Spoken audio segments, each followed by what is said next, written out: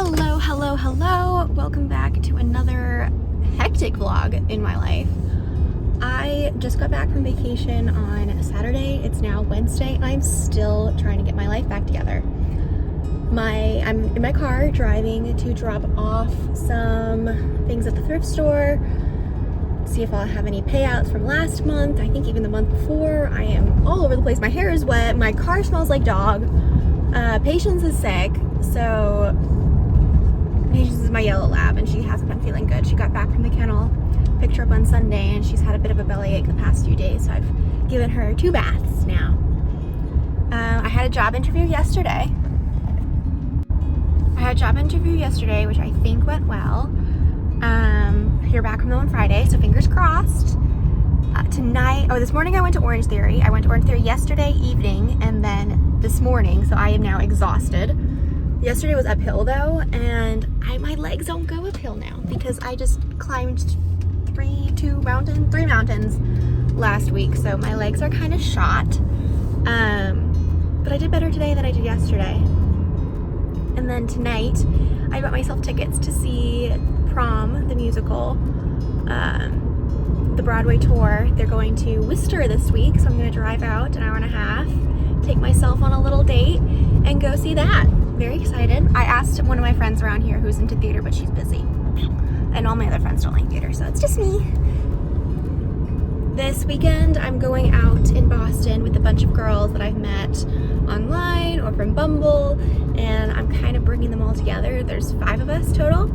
I told them they could bring friends if they want to, but none of them have added friends to the group chat yet, so maybe they'll bring somebody, or hopefully they get along. Because I've met 3 out of 4 of them before. One of them I haven't met before, but we had plans, or she invited me to something and I couldn't go because I was traveling, so I thought I'd reciprocate. And yeah, that's pretty much all the chaos that I have going on right now. And I'm gonna go into the thrift store right now and see if they want anything. Also, my camera, its memory is full because of all the things I shot on vacation, so I'm currently filming this on my phone. That is how much footage I have that's unedited because all I've been doing is filming and not editing. I'm 5 weeks behind on posting, so forgive me. It was a weird angle, but I actually got here a little bit early. Pretty proud of myself, 10 minutes. But Peru was so hectic. We got there and the first 2 days we were there was a strike. So the transportation workers were who was on strike. So not only do they not drive cars or buses or trains, they block the roads they put down trees, they put down rocks, they put down leaves, they stand in the middle of the road. There's no way to get out of the city. And it's for the whole country, it's all coordinated. So not only can we not get a rental car and just drive ourselves, like the drivers won't go. Nobody's going. So the first day that messes up our plans, but they find us an activity to do within walking distance that we get to, and we go horseback riding, which was fine. Love horseback riding, lovely. The next day, we leave in the morning at, I think we left at 5 a.m. Oh no, we left at 5:30. We woke up at 5.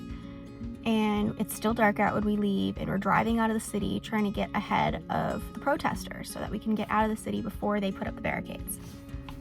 Like literal barricades. I'm like, is this Les Mis? Like barricades. I'm like, okay.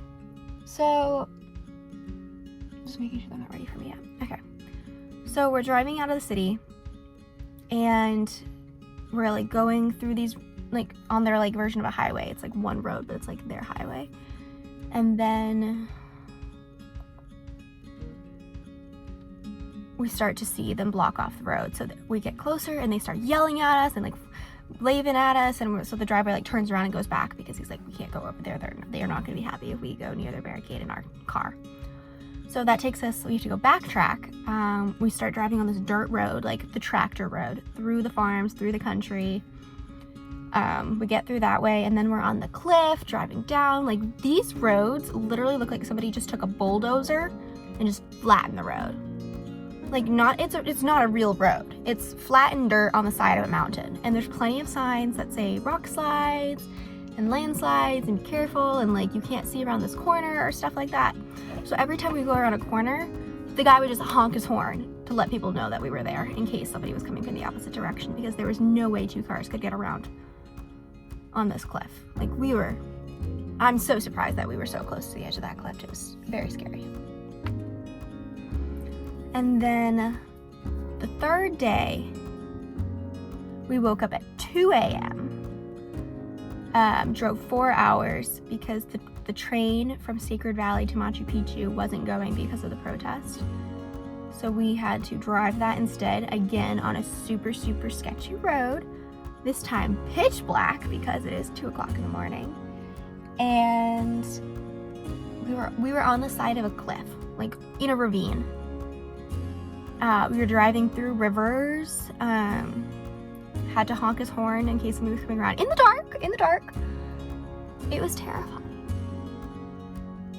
Very bumpy, not pavement. This was dirt, flattened dirt with a bulldozer. And there were so many places along this road where they were like actively doing construction with people with like you could see the equipment that they had there all set up just to like either in case the road breaks again or to keep the road from breaking. But multiple locations were under construction. So the 2nd day we went to Sky Lodge, which I kind of loved. It was on the side of the mountain in Sacred Valley. We stayed in Cusco, but we drove to Sacred Valley this day to explore the valley a little bit and then do the Sky Lodge, which is like basically mountain climbing. Like you're harnessed up, they give you 2 carabiners so that you're clipping yourself in and out of the wires that they have hooked to the side of the mountain. It's like stone wall, like total cliff. And there's like rails that are like nailed into the stone, and there's like a few natural ledges that you can stand on. You're always clipped in. You always have 2 clips, so like as one's clipping out, the next one's clipping in, so you're always attached, so you can't fall very far if you did fall. But no, literally the side of the mountain just hanging on to these rails. It was awesome. It was like, I don't know if you live in Massachusetts, like treetops. It was like that, but on a mountain. It had zip lines. We zip lined down. It had a tightrope thing where you have to like shimmy yourself across that way. And then at the top, we had lunch in like this glass, or I guess maybe plastic, bubble where they have like a little kitchen in there, and they had 3 tables, and they served us an amazing meal. I've decided that I like Peruvian soup. Each meal I had that was like traditional Peruvian, one of the courses was a soup, and I am so not a soup girl, and I know like hot girls eat soup is like a thing on TikTok, and I am not a hot girl because I don't like soup. Chicken noodle soup, tomato soup. I like French onion soup. Clam chowder. No soup. I don't like soup. Ugh. Just think about it. Ugh. But we get to the top, and I was dying of thirst because you couldn't carry anything up with you. I suppose you could clip a water bottle to you if you wanted, but my water bottle was so big I didn't want to clip it. I think it took us an hour and a half to get to the top, and then we had an hour lunch, and then we zip-lined down, and it was really pretty. It was a really good experience. If I ever went back, they do have rooms or like bubbles that you can stay in. I think there's only like 4 rooms maybe up there. So like it's like a specialty hotel sort of thing where you'd only stay one night because you literally have to climb up and then zip line down in the morning, so you can't bring too much stuff. But no, it's like camping on the side of a mountain, but like luxury camping because you have a bed. Like it looks like hotel rooms, but in a glass dome on the side of a mountain. So that was cool. The next day we went to Machu Picchu. Our tour guides, we had never done travel with a tour guide system before. We've always just planned it ourselves, or a travel agency, we've always just planned it ourselves, guided ourselves, gotten our own cars. We're never the people that have a driver or have somebody plan it for us or get our tickets. Like, we're very self-sufficient. But we were told that traveling to Peru is very difficult, and it's better to do it with a travel agency and a guide. So we had a guide and we had a travel agency, but the day we were at Machu Picchu, we were supposed to do 2 activities, a morning activity and an afternoon activity. The morning activity was smaller. We were supposed to be able to leave Machu Picchu, go down to the city, or like leave like the the ruins of Machu Picchu, go down to the city of Machu Picchu, have lunch, and then go back up and finish in the afternoon where we do a tour and the hike that we did. We did Machu Picchu, I think. It's the big mountain next to Machu Picchu. We climbed that and looked down on it, which was nice, but I was stressed. The reason I was stressed was because because of the strikes, everything that we had wanted to do got condensed down. So this full day activity was now being done in 4 hours. So we were told that we would do our little tour at the bottom of the lower part of Machu Picchu, and then we would climb Machu Picchu. I'm gonna butcher that name, I'm so sorry. It began with a W and it sounded like Machu Picchu. And that would take us 2 hours. And then we could either go down to the bottom and have a nice lunch, or we could do the top of Machu Picchu. And the top of the Machu Picchu is where everyone takes those really pretty pictures looking down on Machu Picchu, and I wanted to see that for myself. I wanted to see like Machu Picchu from the angle that I've always envisioned Machu Picchu. Take a shot every time I say Machu Picchu. And then, so he's like 2 hours to climb it, and then we can either do lunch or the top. And my sister and I are like, okay, well, we can skip lunch because we really want to see the top of Machu Picchu. And he was like, okay, fine. So we get up and down the mountain, and he's telling us like, oh, you need to hurry up. You're the last ones on this mountain.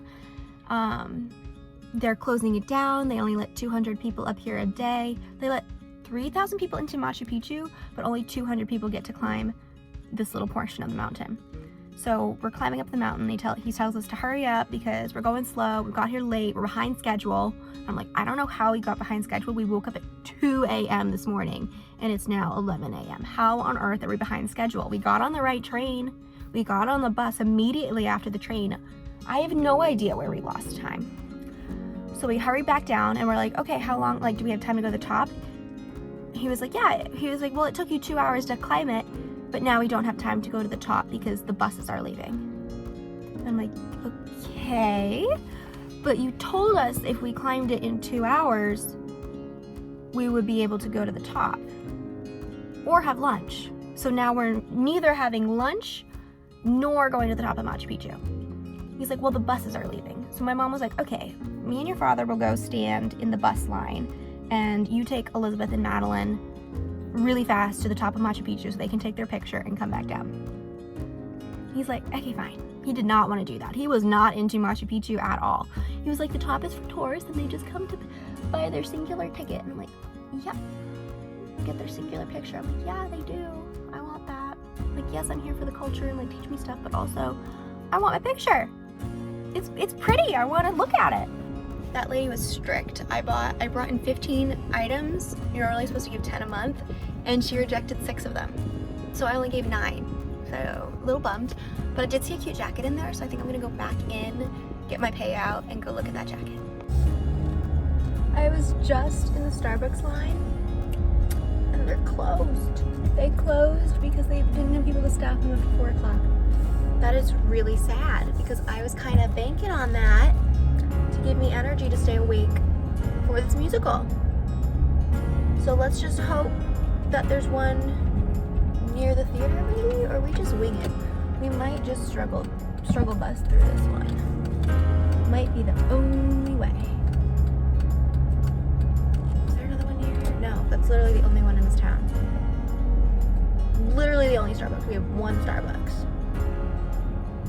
Yeah, I'm out of luck.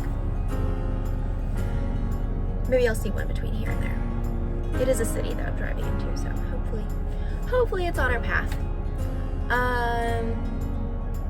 Where was I in my story? Okay, so we convinced our tour guide in Peru that my mom and dad will stay in line and wait for the bus, and my sister and I are going to go to the top of Machu Picchu. So the tour guide does not want to do this. He did not want to climb Machu Picchu. He did not want to he was like, I want to give you a tour, I want to give you the history, and I don't want to do any of the touristy stuff. And we're like, we're kind of paying you to do the touristy stuff, but like, we'll take the facts as well, but we're here to do the touristy stuff as well. So we stand in this really long line to get tickets, and my sister and I are confused as to why we're buying tickets because we already had a reservation. We already had tickets. What happened to those tickets that we were going to use? So they didn't just disappear. So apparently he has to buy us new tickets. He can't buy himself a new ticket. He can only buy us tickets, and then we have to sprint. We have 15 minutes to sprint up the top of Machu Picchu and come back down. So we are running up the mountain after climbing up the first mountain. So our legs are exhausted. We hiked the Sky Lodge the day before. So Elizabeth is like super athletic and super strong, so she runs ahead, no problem. And I'm like, just keep going and I will catch you at the top. Because like, I will make it. I will always make it. I will always get to the top of anything. It might just take me a minute. So we get to the top and it is just as gorgeous as we thought it was going to be. There's llamas like laying in the grass right next to us. We walk right by some. We see the beautiful view of Machu Picchu that we wanted to see. We take a few photos, we take a few videos. The security guards are like, let me take a photo of you. And he's like, a picture. We like look at each other like, do we have time for a picture? I'm like, okay, one picture. And he's like, uno, dos, tres. I'm like, uno, dos, tres, uno, dos, tres. Like, let's go. So we get our picture. We're jumping past people. I trip. So we're running, and then this guy's like, hey, go down these stairs. He unclips it for us. So we're going down these like forbidden stairs in Machu Picchu. We're like, oh my God, do not break anything. Like, this is, I don't even, 500-year-old rock, which is probably fine, but nobody else is allowed on this staircase. So we run down that and we get to the second landing, and we run to where we think the exit is, and there's either the starting point or stairs to go down, but the stairs to go down are blocked off. So we kind of start like inching our toes over those stairs. Like, do you want us to go down these stairs as well? Or are those no? And they like blow a whistle at us and we're like, oh, nope. And then they're like, you guys looking for the exit? And we're like, yeah, we're the exit girls. And then, so I'm pretty sure they went over the walkie-talkies saying, we're looking for 2 American girls running fast. Please help them get out. So like all the guards in Machu Picchu knew who we were and they were directing us out. So we were wanted. And then we were just walking on the stairs that we weren't supposed to, and oh my, like they told us we could because that was the fastest way to the exit, but it felt forbidden because it was forbidden. And then we got to the exit and our tour guide's there and he's like, run. He's like, run to the bus. So we start sprinting to the bus. And my mom and dad are at the front of the line. We cut the line, we get on, everything's fine. I think it worked out. I think it stressed out the tour guide a little bit, but I don't see how we got behind schedule to begin with. Because I'm pretty sure we had a whole extra hour in there for the top, and this whole thing was planned anyway, so I don't really know where that went wrong. But Elizabeth and I were like, we are not leaving. I'm not getting on a bus to leave the top of this mountain if I don't get to see the top of Machu Picchu. So are we high maintenance? Absolutely. Are we stubborn? Yes. Sometimes it can be our best quality. I'm not mad about it. I was very happy once I got to see the top of Machu Picchu. So that was Wednesday. Thursday, we went to Rainbow Mountain, which we woke up at 6 o'clock in the morning for. I think we left at, no, we woke up at 4. We woke up at 4 that morning, left at 4:30 to drive to Rainbow Mountain. The drive was beautiful. This was our most beautiful drive. However, our driver this day was the scariest. And the other people were good drivers, just on really bad roads. This was a bad driver on decent roads. I mean, some of them were still cliffs, but we were on mostly paved roads. And Peru loves speed bumps, but they don't really put a lot of signs warning you for these speed bumps. It just happens. So he's driving, and all of a sudden he would just like hit the brakes, and we'd go over a speed bump. And then he'd speed, hit the brakes, and we'd go over a speed bump. So luckily we never went really fast over a speed bump, but it was a lot of jolting and then bumping, and then, yeah. He also played like Peruvian flute music, like Peruvian flute flute music version of popular songs that like you would know. So it's kind of like Guess That Tune with like Peruvian flute music. And he had this CD in. This was a 4-hour? This was a 4-hour drive. And he had this CD on repeat. So we listened to this flute music for 8 hours. I had my audiobook in. Elizabeth had her AirPods in listening to music. And my mom and my dad were just listening to Peruvian flute music for 8 hours. Like the same songs on repeat. I don't know how they didn't go crazy. But Rainbow Mountain was relatively... Oh, the car in front of me is like smoking. Okay. Oh, they seem fine. Interesting. Rainbow Mountain is relatively flat. It's kind of on a hill, but to call it a mountain is way too generous. It is at least a hill, if not flat. There's a slight hill and it's mostly flat on an incline, like a flat incline. Doing that here at ocean level, no problem. I could have knocked that whole thing out in maybe 30 minutes max. Like no issue. Here you take 10 steps and you are exhausted. You have to like rest a minute or two after every 10 steps. And it was so weird because you're looking at the ground and you're like, it's not that far. It's not that steep. It really isn't. But because you're at such high altitude, I don't know what it was exactly, but he told us it was 1,000 feet below the base camp for Mount Everest. So it was really high, and none of us felt sick. My sister had a little bit of a headache, but I just felt like tired, I guess. Like other than the fact that like my brain felt tired as well as my body just being exhausted. But it was pretty. I'm glad I did it. The view was beautiful, and it was such a weird experience that I'm glad I did it. Yeah, it was good. And then the next day we were just exhausted, so we just finished up our shopping. I got a cute little bowl at one of the shops. I'll tell you about that in a second. And then I got some pillows that were made with alpaca fur and were embroidered and dyed and with like natural like vegetable dyes and stuff in the area. So those will be pretty. Those will probably go in my next apartment. The bowl is supposed like, so all the Peruvian houses have these little bowls above their houses, 2 of them, twin bowls, one for the man and one for the wife. I don't know why they're not like a cow in a bowl, but it's 2 bowls. And they protect the house and the inhabitants of the house. So I have 1 bowl, and like supposedly when I get married, my husband would have his own bowl, and then we would get a house, and then our 2 bowls would protect our house. But right now, I'm good with my 1 bowl. So my mom bought 2 bowls too, and they're gonna go above our door at home, which will be nice. So my bowl is really cute. And then my dad bought a tapestry to go in the Hawaii house. So it's got fish on it, it's same as my pillows, it's embroidered and dyed with vegetable dyes and alpaca and like all that good Peruvian stuff. The day that we went horseback riding is the day that we bought my bowl and the tapestry, because we took a horseback ride up the mountain to the Moon Temple, and the Moon Temple is supposed to look like a vagina, basically. And it's where all the women in this town used to go to have their children, because it was supposed to be full of like positive feminine energy, and that was just the thing. People came there to worship, to pray about all things women.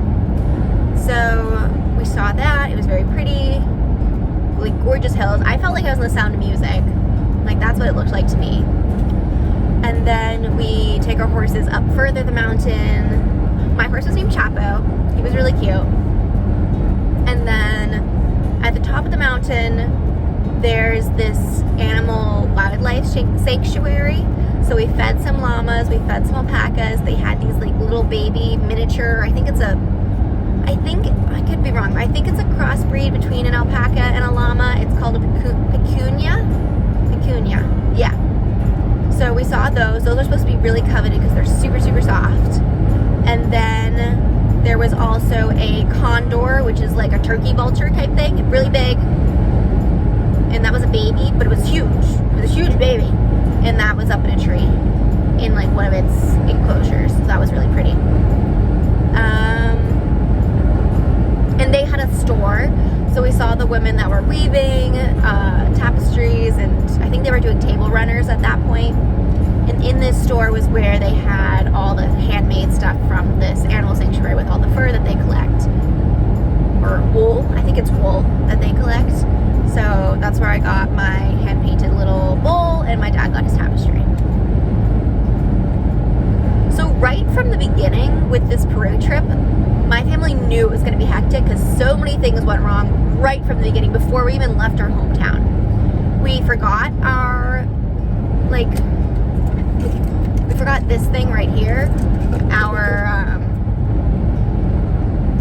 It's so that you can go through the highway and not pay, like, I don't know what it's called, but tolls. It's a toll little booth thing. Yeah, I don't know the words. But, so we forgot that. So we had to turn around and go get that so that we could actually get on the right highway to get to the airport. And then we get to the airport and we're 1 minute late for check-in for international flights. So she has to like put us in a back way. And then they tell us that my sister has to have her booster shot or a negative COVID test. Even though she's had COVID recently and can't get a booster. And our travel agency didn't inform us of this when they were supposed to tell us all the restrictions for going to Peru. So that was a whole fiasco. So she and my dad had to stay behind in the airport and get her a COVID test in the airport. So they missed our flight. We had a layover in Miami and then Miami to Peru. We went to Lima and then we went to Cusco.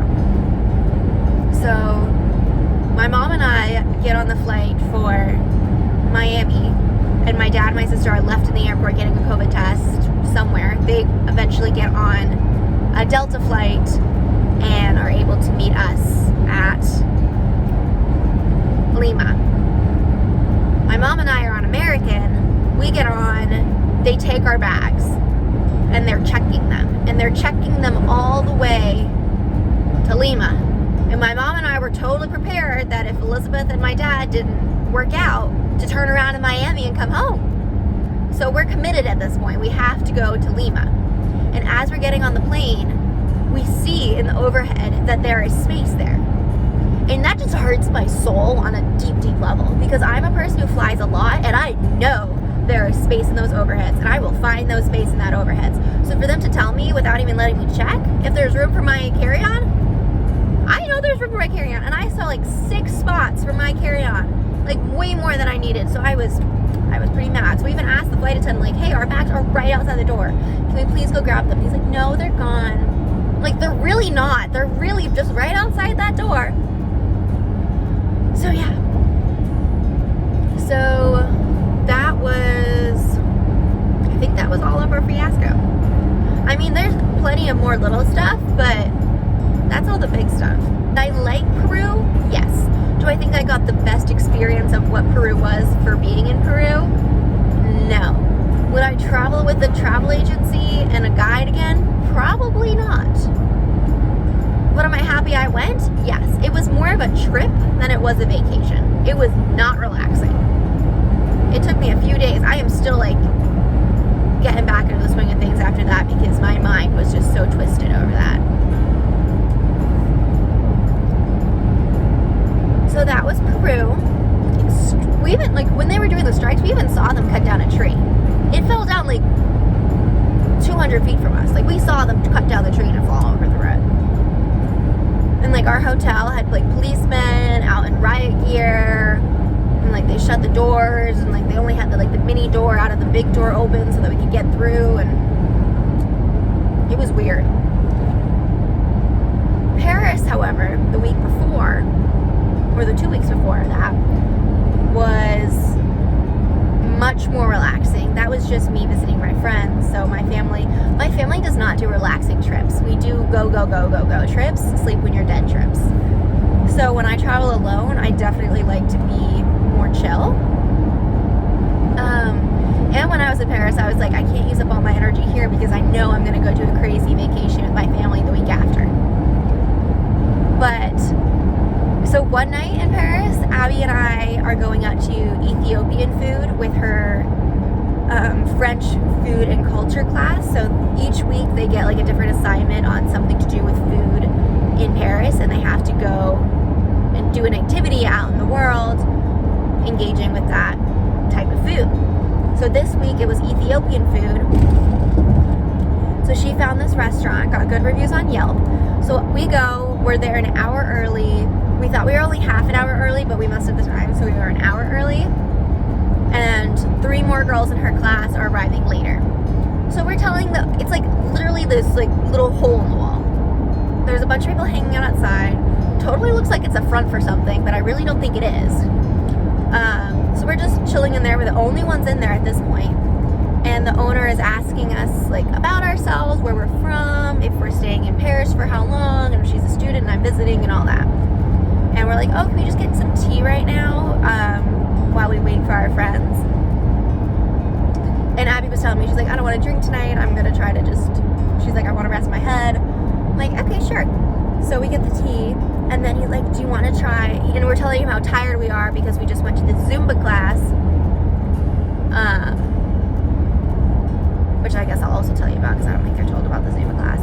So we're at the Ethiopian place, and he's like, oh, would you like to try some honey wine if you're so tired? It's really good and energizing. I made it myself. It's homemade. And I'm like, sure, like, I'll have a taste. And Abby's like, oh, I'm probably not. And she was like, no, I'm not drinking tonight, but she'll try some. So I thought he was going to pour me, like, a little tiny sip. No. He pours me, like, a tiny bottle. Like, you know those, like, water bottles, like, shaped like footballs that you used to have in, like, when you played soccer in middle school? Like, that type size water bottle type thing. It was like that glass filled with honey wine. So I taste it, and it tastes like honey water, which is pretty good. So then Abby's like, oh, can I have a sip? I'm like, sure. I give her a sip. She's like, okay, can I have some too? So we drink our honey wine. We're waiting. We're chatting with the owner. We're asking like, oh, what do you order? We're here for an assignment. We don't know what's good. So he's like giving us the ins and outs of the menu. And then her friends arrive, or her class friends arrive, and they're like, oh, what are you drinking? And we're like, honey wine. And he's like, and they're like, oh, can we have some of that too? Can we have some of that too? To the owner. And he kind of makes a face because he doesn't really want to give it to them because it's like off menu honey wine, which is totally sketchy. Like, he could have given us anything, and we were just like, okay. So he pours them some honey wine too. And then at the end, we found out that he charged them for honey wine, but he didn't charge us, which was very sweet, but also kind of funny. So I think he was sad that the other girls arrived and he couldn't chat with us anymore. So I was telling Abby before the girls arrived, but also the girls after they got there for dinner, that I had this idea that I wanted to go to the Eiffel Tower and kiss a boy under the Eiffel Tower to get this beautiful romantic picture of my time in Paris. Just for fun, because when else are you going to be in Paris, and how many times in a lifetime does that happen? So you got to take advantage, especially while I'm young. So she's like, okay, Madeline, like, how do we do this? Let's make this happen. She's like, where are you going to find this boy? I'm like, no.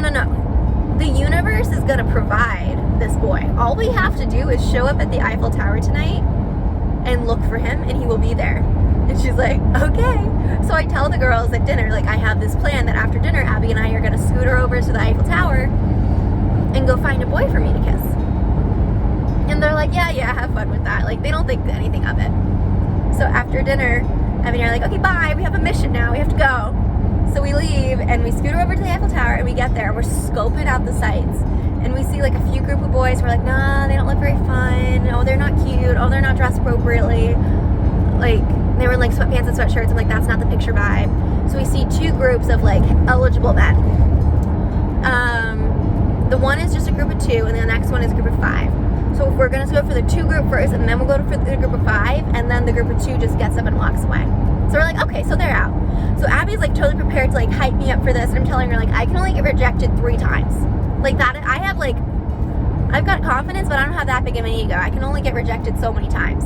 But I was like, I don't think they'll reject me if they're fun. because like it's fun. So she's like all ready to hype me up to go over to this group of guys, and I'm already off walking. Like I'm already on a mission. I already hyped myself up for this. Like I've been waiting for this. I came here with this plan. It's time to conquer. So I go over to them. I'm like, hi, do you guys speak English? And they're like, yeah. I was like, amazing. Can I ask you a favor? Of course. I was like, I really would like a picture of me kissing somebody under the Eiffel Tower. Would any of you like to be in it? And one guy stands up and goes, yes, I would. I'm like, okay. So all of his friends got really into it. They were holding cameras for lighting and getting different angles and video, and one of them was playing like French sound music. They were really fun. They were really nice. And then, so we're like standing up on this like edge of a fountain to get the picture of the Eiffel Tower. Like, hi, nice to meet you. My name's Madeline. He told me his name. I was like, okay, let's kiss. So we ended up getting a good few pictures, a good video. It was very funny. It was so much fun. We were laughing so hard because it was such a joke, but it was so much fun because I got so into it. And then we ended up hanging out with them for like an hour and a half, sitting down on the lawn of the Eiffel Tower and just drinking wine and chilling and talking. And then they were only in France for 24 hours. They were studying abroad there as well, but outside the city. So we only hung out with them for a little bit, and then they were like, hey, we're going out, do you want to come with us? And we're like, no, she has school tomorrow, we gotta get back. So they were just starting their night, and we were ending it. So we parted ways, but yeah, made a friend, and that's it. It was so much fun. Highly recommend, if you're ever in France and you want a good story, go find some random person to kiss in front of the Eiffel Tower. He also gave me a little Eiffel Tower keychain. Oh, so cute. I was like, thanks. So the next day, or then Abby texted in the group chat for her French class. She's like, guys, we did it. We found the guy. We got the picture, and she sends the video in the chat. And everyone's like, oh my gosh, I can't believe she did it. That's so funny, iconic, and stuff like that. So, and then apparently now it's the thing to do in NYU Paris is to go to the Eiffel Tower and find random people to kiss. Very fun. Highly recommend. Found another Starbucks. Chai latte has been secured. We shall not die tonight. Oh, I should not say that. I'm gonna jinx myself. I'm going.